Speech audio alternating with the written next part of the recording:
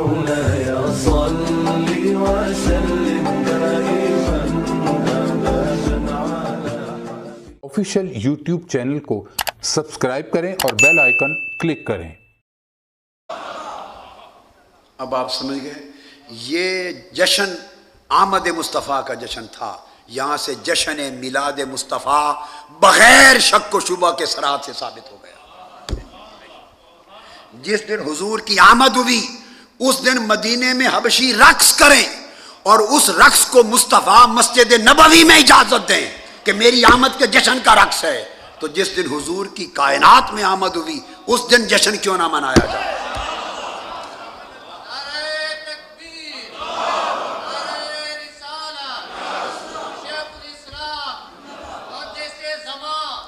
یہ آقا علیہ السلام کی آمد کے استقبال کا رقص تھا۔ کانو تزفنون و یرقصون و یزفنون و یرقصون فرحا بقدوم النبی صلی اللہ علیہ وآلہ وسلم۔ اس کو میں ویسے اب بیان کرنا چاہ رہا ہوں، یعنی جا ھذا فی الروایات عدیدہ وصرح به الامام ابن حبان وهو يقول لما قدم رسول الله صلى الله عليه وسلم المدینہ وفد الحبشة وقاموا يلعبون هناك وكانوا يسبنون وكانوا يرقصون في المسجد النبوي ويؤيده هذا ما روى الامام ابو داود في سننه عن انس قال لما قدم النبي صلى الله عليه وسلم المدینہ لعبت الحبشة فرحا بذلك۔ یہ سنن ابو داود میں ہے۔ ہوا قال لما قادم النبی صلی اللہ علیہ وسلم المدینہ لعبت الحبشۃ فرحا بذلک اے فی استقبال مجیء رسول اللہ صلی اللہ علیہ وسلم۔ اور آگے اب وہ عبارت پڑھتا ہوں امام ابن حجر عسقلانی کی، امام عسقلانی جلد 2 صفحہ 443، یہ پڑھیے۔ فتح الباری میں فرماتے ہیں ولا شک، یہ عسقلانی کا عقیدہ ہے۔ اب ان چیزوں کو بدعت کہنا یہ کوئی ہندوستان میں بنی ہے؟ یہ کوئی اعلیٰ حضرت نے بنائی ہے؟ یہ شیخ محقق عبدالحق محدث دہلوی نے بنائی ہے؟ یہ جشن میلاد تو مدینہ سے چلا آ رہا ہے، اور خود آقا علیہ السلام کی سنت مسجد نبوی سے چلا آ رہا ہے کہ یہ جشن، یہ رقص حضور کے آمد کے استقبال کے جشن کا تھا۔ امام ابن حجر عسقلانی فرماتے ہیں ولا شک ان یوم قدومہ صلی اللہ علیہ وسلم کان عندہم اعظم من یوم العید۔ ختم ہو گئی بات۔ یہ اعتراض رد ہو گیا کہ میلاد النبی کو عید میلاد النبی کیوں کہتے ہیں؟ اعتراض ختم ہو گیا کہ میلاد النبی عیدیں صرف 2 ہیں۔ امام عسقلانی سے پوچھئے، یہ کہنا کہ عیدیں صرف 2 ہیں، امام عسقلانی فرماتے ہیں عیدیں صرف 2 ہیں، یوم میلاد عید سے بھی بڑا ہے۔ فرمایا کان عندہم اعظم من یوم العید۔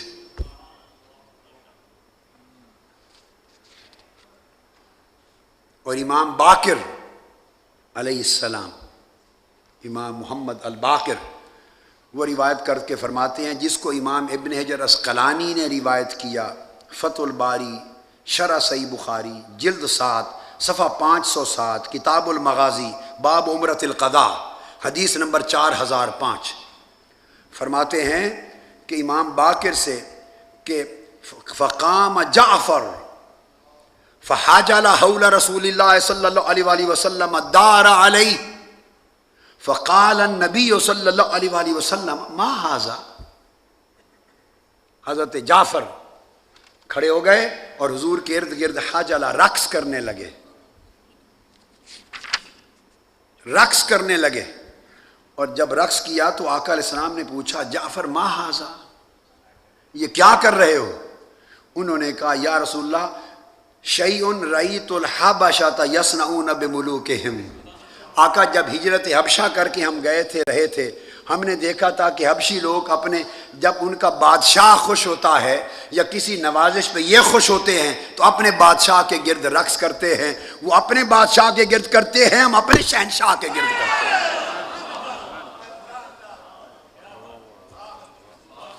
اس سے عقیدے کی ایک اور فرع ثابت ہو گئی. بعض لوگ کہتے ہیں کہ یہ دوسری قوموں کا شعار ہے, آپ اپناتے ہیں. من تشبہ بقوم فہو منہم, تشبہ کا معنی ہی نہیں سمجھا ہم نے. تشبہ یکسر اور چیز ہے. تشبہ ان امور میں پیروی ہوتی ہے کہ جو شعار مذہب ہوں, کسی کا امتیازات مذہب ہوں, شعار مذہب ہوں, کہ اگر اسے اپنائیں تو کوئی شک نہ رہے, وہ سمجھے کہ دوسرے مذہب کا آدمی ہے. اور ایسی چیزیں جو شعار مذہب نہ ہوں ان کو اپنانے لینے دینے میں کوئی حرج نہیں ہے. جیسے حدیث بخاری میں ہے, آقا علیہ السلام جب مدینہ پہنچے تو یہود 10 عشرہ محرم الحرام کی 10 تاریخ کو روزہ رکھتے تھے, حضرت موسیٰ علیہ السلام کے بچ جانے اور فرعون کے غرق ہونے پر شکرانے کا. پوچھا کیوں رکھتے ہو؟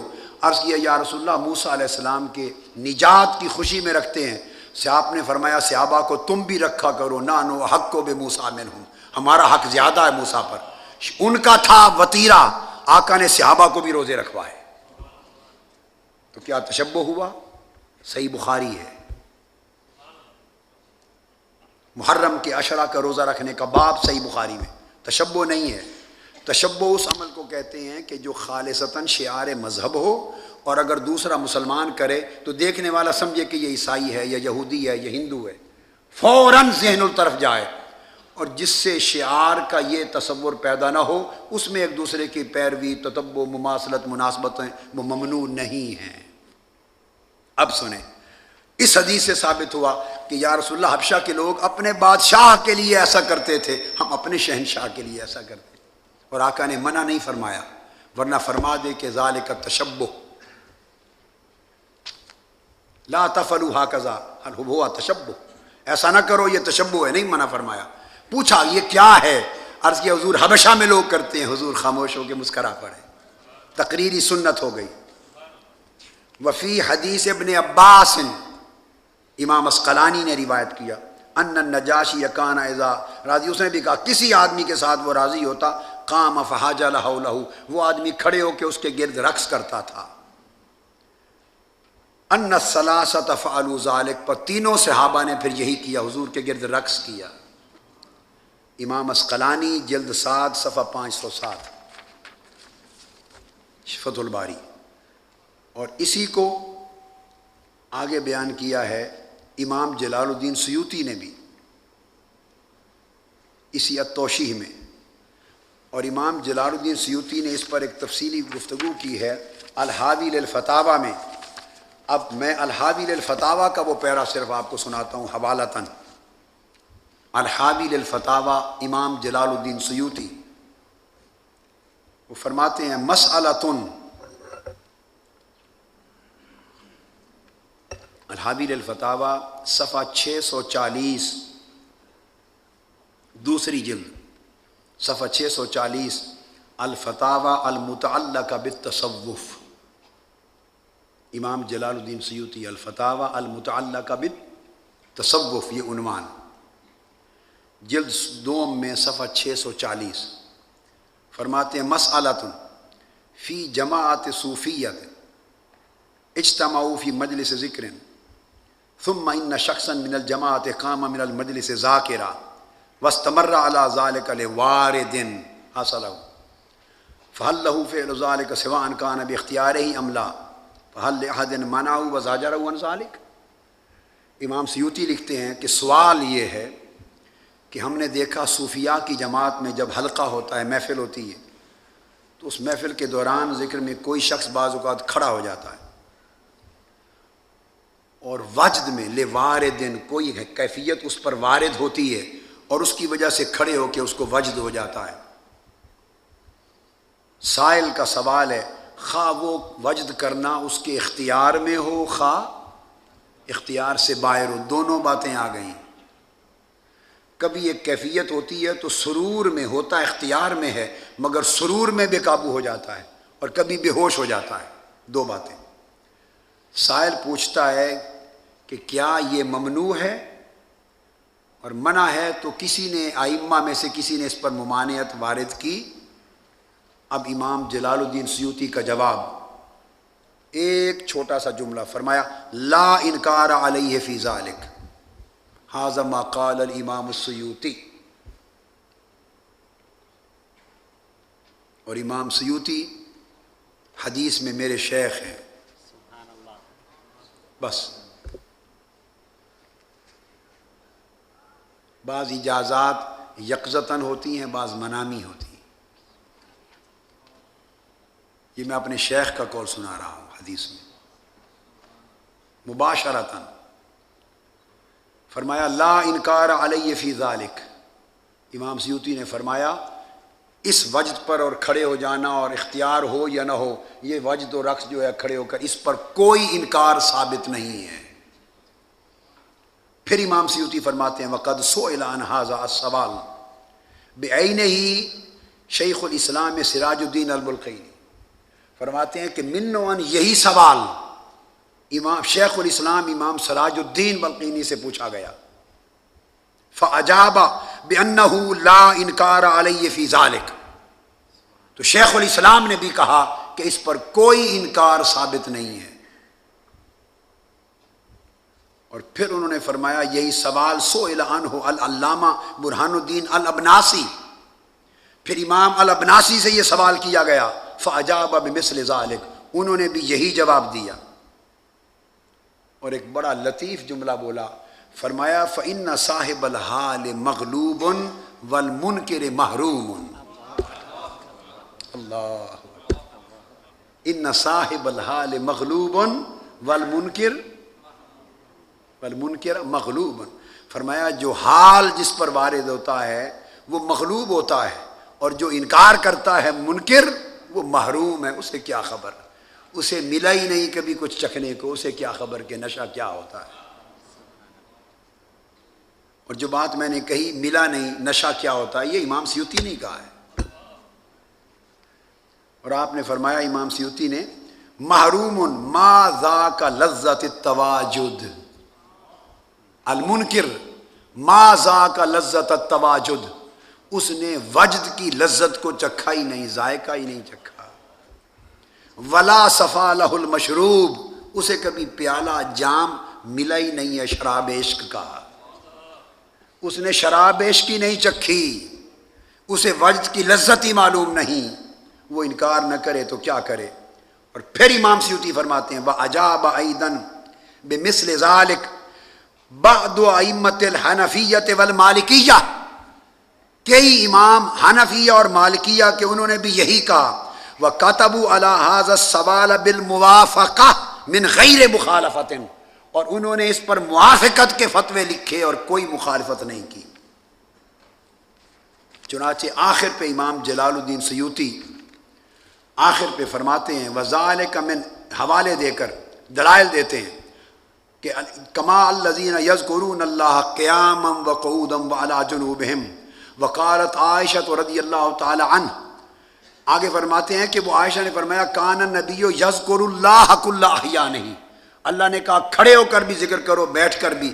عائشہ صدیقہ رضی اللہ تعالیٰ فرماتی ہیں کہ آقا علیہ السلام بھی کبھی کھڑے ہو کر قیام کی حالت میں ایسا فرماتے، اور پھر فرماتے ہیں وَإِنْ انضم إِلَى هَذَا الْقِيَامِ رَقْصٌ أَوْ نَحْوَهُ فَلَا إِنْكَارَ عَلَيْهِ، اس کے ساتھ اگر حالت وجد میں رقص شامل ہو گیا تو کوئی انکار کی بات نہیں۔ اس پر دلیل دیتے ہیں فَلِذَاكَ مِنْ لَذَّاتِ الشُّهُودِ أَوِ الْمَوَاجِيدِ، اور حدیث وارد ہوئی ہے راکاسا جعفر ابن ابی طالب بین یدی النبی صلی اللہ علیہ وآلہ وسلم، امام سیوطی فرماتے ہیں انکار کیسا، حضور کے سامنے وجد میں رقص کیا تھا حضرت جعفر بن ابی طالب نے، حضور کے سامنے رقص کیا تھا جعفر بن ابی طالب نے، اور فرماتے ہیں فکان ھذا اصلا فی رقص الصوفیہ، صوفیاء کے رقص میں شریعت اور حدیث میں یہ اصل ہے۔ وقد صح القیام والرقص فی مجالس ذکر والسماع، مجالس ذکر اور مجالس سماع میں قیام کرنا اور رقص کرنا صحیح ہے، ثابت ہے۔ وہذا قال شیخ الاسلام الامام عز الدین بن عبد السلام. امام عز الدین بن عبد السلام بڑے سخت گیر امام ہیں اصول اور فقہ کے. فرمایا ان کا فتویٰ بھی یہی ہے. تمت رسالتنا بہجت النور فی رقص الوجد والسرور. تمت حاضر الرسالہ.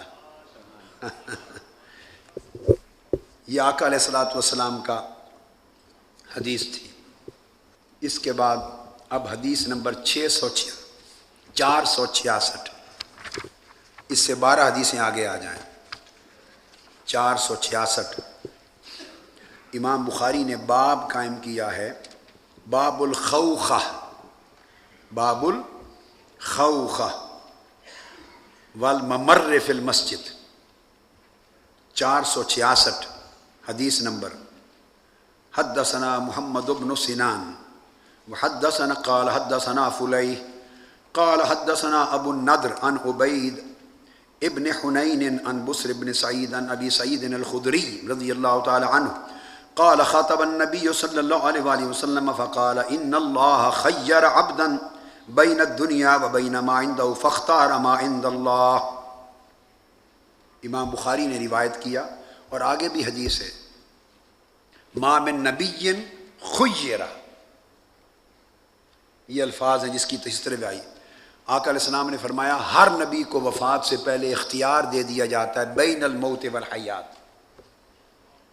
اب اختیار کا مسئلہ عقیدہ کا. فرمایا ہر نبی کو، ہم سب لوگ موت میں مجبور ہیں. عقیدہ سمجھ لیں. اس لیے میں نے کہا مماثلت نہیں ہے. مماثلت، ہم سب موت میں مجبور ہیں اور نبی موت میں مختار ہوتا ہے. شیخ الحدیث صاحب، نبی موت میں مختار ہوتا ہے. صحیح بخاری میں حدیث ہے آگے، صحیح بخاری میں آقا علیہ السلام نے فرمایا ہر نبی کو اختیار دیا جاتا ہے قبل الموت بین الموت والحیات، چاہے وفات قبول کر لے چاہے مزید زندہ رہے. ہر نبی کو اختیار دیا جاتا ہے. چنانچہ اس حدیث میں امام بخاری جو لائے اس مقام پر حضرت ابو سعید خدری رضی اللہ تعالیٰ عنہ سے، وہ یہ کہ آقا علیہ السلام نے خطاب کیا اور فرمایا کہ اللہ تعالیٰ نے اپنے ایک بندے کو اختیار دیا، چاہے تو دنیا میں رہے چاہے تو اللہ کے پاس آ جائے. اس بندے نے اللہ کے پاس جانے کو اختیار کر لیا. ان اللہ خیرہ، تو اختیار ثابت ہو گیا. ہماری موت مجبوری کی، نبی کی موت، آقا علیہ السلام کی موت، وفات مختاری کی. اب یہ بات سوچنے والی ہے، ہم تو اس لیے مردہ ہو گئے کہ ہم تو مجبور ہیں. موت غالب ہے، ہم مجبور ہیں. موت غالب اور ہم مغلوب. نبی کی موت مغلوب ہے، نبی غالب ہے، چونکہ وہ نبی مختار ہے، چاہے تو وفات قبول کرے چاہے تو رد کر دے. تو جو موت خود اختیار نبی کے تابع ہے وہ موت نبی کو فنا کیسے کر سکتی؟ جو موت خود تابع ہے اختیار محمد صلی اللہ علیہ وآلہ وسلم ہے، وہ موت حضور کو معاذ اللہ مردہ کیسے کر سکتی؟ یہ تو حضور کا اختیار ہے، چاہے تو رد کر دیں چاہے قبول کر لے. مرضی سے قبول کیا. اور کیوں؟ ایک وجدانی بات کر رہا ہوں، میرے وجدان کی بات ہے. نبی کو جو موت، آقا علیہ السلام کو جو موت آئی وہ فنا کے لیے نہیں ہے. موت تو حضور کے تابع ہے. وہ اس لیے آتی ہے، وہ کہتی ہے یا رسول اللہ حیات کو تو آپ نے شرف بخشا ساری زندگی، تھوڑا سا مجھے بھی مس کر لینے دیں تاکہ میں بھی فخر کروں. تو وہ مس رسول کے لیے آتی ہے تاکہ حضور کے جسم پاک کو مس کر لے. ایسے جسم پاک کو چھونے کے لیے آتی ہے اور چھو کر چلی جاتی ہے. موت جسد رسول صلی اللہ علیہ وسلم کو چھوتی ہے اور چھو کر چومنے آتی ہے. موت حضور کا بوسہ لینے آتی ہے، تابع. تو جب آقا علیہ السلام نے فرمایا فاختار ما عند اللہ، اس بندے نے اختیار کر لیا اللہ کی طرف جانا، تو فبکا ابو بکر رضی اللہ تعالیٰ عنہ، تو سیدنا صدیق اکبر رو پڑے. صحابہ نے پوچھا سمجھ نہیں آئی کیوں رو پڑے؟ انہوں نے کہا تمہیں کیا خبر حضور، کیا بتا گئے ہیں؟ آقا علیہ السلام نے اپنے وفات کی خبر سنا دی ہے۔ اس کے بعد آگے حدیث نمبر 637 کتاب الاذان، 637 کتاب الاذان، باب نمبر 22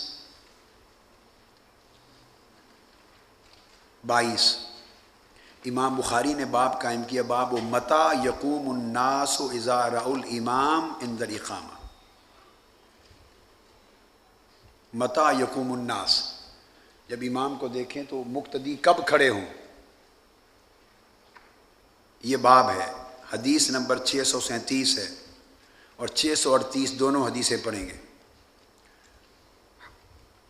روى البخاري قال حدثنا مسلم بن ابراہیم قال حدثنا هشام قال كتب الي يحيى عن عبد الله بن ابي قتادة عن ابي قال قال رسول الله صلى الله عليه وآله وسلم اذا اقيمت الصلاة فلا تقوموا حتى تروني، او كما قال۔ حضرت ابو قتادہ روایت کرتے ہیں اپنے والد سے کہ آقا علیہ السلام نے فرمایا صحابہ کو، صحابہ پہلے کھڑے ہو جاتے تھے اقامت سے، شروع میں کھڑے ہو جاتے۔ آقا علیہ السلام نے فرمایا یہ حدیث جو پڑھ رہا ہوں عقائد کی کون سی فرع ثابت کرتی ہے؟ قیام تعظیمی کو ثابت کرتی ہے۔ کون سا؟ قیام تعظیمی۔ فوائد الحدیث کا عنوان دے رہا ہوں، قیام تعظیمی کو۔ آقا علیہ السلام نے فرمایا جب اقامت پڑھی جائے فلا تقوموا، تو کھڑے نہ ہوا کرو۔ جب اقامت کہی جائے کیا؟ فلا تقوموا، کھڑے نہ ہوا کرو، بیٹھے رہا کرو، حتی ترونی، جب میں نکلوں مجھے دیکھو تو پھر قیام کیا کرو۔ آپ سمجھیں؟ اقامت پڑھی جائے تو کھڑے نہ ہوا کرو، حتی ترونی، جب حتیٰ کہ مجھے دیکھو تو تب قیام کیا کرو۔ تو گویا اقامت نماز کے لیے اور قیام مصطفیٰ کے لیے۔ یہ جو نقطہ اخذ کیا میں نے، اقامت نماز کے لیے اور اقامت میں قیام مصطفیٰ کے لیے صلی اللہ علیہ وآلہ وسلم، اس سے قیام تعظیمی اور قیام میلاد دونوں ثابت ہو گئے، کیونکہ قیام میلاد بھی تعظیم مصطفیٰ میں ہے، ولادت نہیں، تعظیم ذکر مصطفیٰ میں۔ اگلا باب، اسی سے اگلا باب اور متصل اگلی حدیث، حدثنا ابو نعیم قال حدثنا شیبان عن یحییٰ عن عبد اللہ بن ابی قتادہ عن ابی قال قال رسول اللہ صلی اللہ علیہ وسلم اذا اقیمت الصلاۃ فلا تقوموا، آقا نے فرمایا جب اقامت کہی جائے تو کھڑے نہ ہوا کرو، بیٹھے رہا کرو، حتی ترونی وعلیکم بالسکینہ، آرام سے بیٹھے رہا کرو، جب مجھے دیکھو تب قیام کرو۔ تو اب حضور علیہ السلام کو دیکھ کر قیام کرنا یہ حکم رسول ہے صلی اللہ علیہ وسلم۔ اب اس کے اوپر صحیح مسلم میں بھی حدیث ہے اور کتب میں بھی آئی ہیں، تفصیلات ہیں، وقت کی قلت کی وجہ سے نہیں جا رہا۔ تو پھر کیا کرتے؟ بعض اوقات ایسا ہوتا کہ اقامت بھی، حضرت بلال ایک حدیث میں آتا ہے ایک کونے میں کھڑے رہتے تھے اذان کے بعد اور سیدھا چھپ کے آقا کے دروازے کو تکتے تھے صلی اللہ علیہ وآلہ وسلم، یہ حدیث پاک ہے۔ اور جب دروازہ کھلتا ان کی نگاہ پڑتی آقا علیہ السلام کے نکلنے پر، چونکہ باقی صحابہ تو قبلہ رخ بیٹھے ہوتے تھے نا، قبلہ رخ، ان کو تو نہیں پتا کہ آقا علیہ السلام تشریف لے آئے ہیں دروازے سے، وہ آگے بیٹھے ہوتے تھے۔ حضرت بلال چھپ کے تکتے تھے، جب دروازہ کھلتا تو حضور کے قدم مبارک باہر رکھتے ہی اللہ اکبر کرتے، اقامت شروع کر دیتے۔ اور جب آقا علیہ السلام چلتے قریب آتے اور صحابہ دیکھتے جو ہی حضور کو تو دیکھتے قیام کر دیتے۔ اقامت نماز خدا کے لیے، اقامت نماز کے لیے، قیام مصطفیٰ کے لیے۔ نماز خدا کے لیے، بولیے نماز، اقامت نماز کے لیے اور قیام مصطفیٰ کے لیے۔ آج تک اقامت میں حی علی الصلاۃ کے اوپر قیام کرنا، یہ جو قیام ہے آج تک یہ قیام تعظیم مصطفیٰ ہے جو سنت بنا دی گئی، جو سنت بنا دی گئی۔ اب یہ حدیث متفق علیہ ہے، بخاری اور مسلم دونوں نے لی۔ بخاری نے کتاب الاذان میں جیسے میں نے بیان کر دیا روایت کی، اور دوسرے باب میں بھی روایت کی۔ نمبر 3 بخاری نے پھر کتاب الجمعہ اس میں پھر روایت کی۔ امام مسلم نے کتاب المساجد میں روایت کی یہی حدیث، اذا اقیمت الصلاۃ فلا تقوموا حتی ترونی۔ اور امام ترمذی کے بعد امام ترمذی نے روایت کی ابواب الوتر میں اور ابواب العیدین میں۔ امام ابو داود نے کتاب الصلاۃ میں روایت کی، امام نسائی نے کتاب الاذان میں روایت کی، امام دارمی نے روایت کیا، ابن حبان نے صحیح ابن خزیمہ میں، مصنف عبدالرزاق میں، مسند ابو یعلا میں، مسند ابو یعلا اور بہقی سنن کبریٰ میں، تمام کتب میں یہ حدیث آئی۔ آگے حدیث 638، یہ بھی اسی کے ساتھ تھی جو ہو گئی، 637 اور 638 تھی، دونوں احادیث آ گئیں۔ یہ سب صفحے پلٹ رہا ہوں، یہ سب احادیث عقائد پر ہیں، ان کے نمبر 1000 احادیث صحیح بخاری سے صرف عقائد پر منتخب کی تھی۔ اب یہ وہ سب پلٹ رہا ہوں جو یہ تاکہ چیدہ چیدہ بعض چیزوں پر کچھ احادیث آ جائیں۔ حدثنا اسحاق بن نصر قال حدثنا عبد الرزاق قال اخبرنا ابن جریج قال اخبرنی عمرو ان ابا معبد مولا ابن عباس اخبره ان ابن عباس رضی اللہ عنہ اخبره ان رفع الصوت بالذکر حين ينصرف الناس بلا المکتوبۃ كان على عهد النبی صلی اللہ علیہ وآلہ وسلم۔ امام بخاری روایت کرتے ہیں حضرت عبداللہ ابن عباس سے، فرماتے ہیں کہ نماز، فرض نماز کا سلام پھیرنے کے بعد ذکر میں آواز بلند کرنا عہد رسالت مآب میں تھا۔ بعض احباب کہتے ہیں کہ یہ جو سلام پھیرنے کے بعد ذکر کرتے ہیں اونچا، یہ بدعت ہے، احتیاط کرنی چاہیے ایسے سخت لفظ استعمال کرنے سے۔ عبداللہ ابن عباس فرماتے ہیں کان علی عہد النبی ان رفع الصوت بالذکر، ذکر میں آواز کو بلند کرنا، حین ینصرف الناس من المکتوبہ، جب لوگ فرض نماز کا سلام پھیریں، کان علی عہد النبی صلی اللہ علیہ وسلم، یہ حضور کے عہد نبوت میں موجود تھا۔ اب ذکر کی شکلیں مختلف تھی، اللہ اکبر، لا الہ الا اللہ وحدہ لا شریک لہ، ذکر کی جو صورتیں بھی ہوں وہ اصل غرض اور مدعا میں معنی نہیں ہے۔ کوئی لا الہ الا اللہ افضل الذکر لا الہ الا اللہ، یہ سارے اذکار ہیں، مگر سلام پھیرنے کے بعد بآواز بلند بڑھتے۔ اب یہاں ایک سوال پیدا ہو سکتا ہے، کوئی یہ کہے گا کہ وہ صحابہ کرام تو الگ الگ اونچی آواز پڑھتے تھے، آپ تو سارے مل کر پڑھتے ہیں، تو بھئی یہ بھی کوئی کرنے کی بات ہے، الگ الگ پڑھیں مل کر پڑھیں، کوئی منع آئی ہے؟ فقط ثبوت ہے رفع الصوت بالذکر بعد الصلاۃ۔